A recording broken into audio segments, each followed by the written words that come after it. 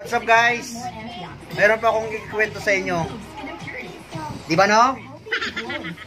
Oh. Alam nyo ba na si Darna pala ay addict nung una? What? Di nyo alam yan ano? Sige, makinig kayo.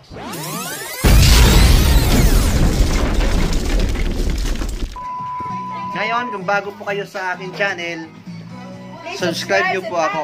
Click nyo po yung notification bell para updated po kayo sa susunod kong video. Ngayon, mabalik tayo. Alam nyo kung bakit? Kasi, nang si Narda ay maging Darna, ano ang sinusubo niya? Gunggong! Barinig kita sa mukha eh! Sige nga, alam nyo? Ibig sinisigaw niya, ang bato. Ikaw ha? Masama ang tubol bunganga mo ha?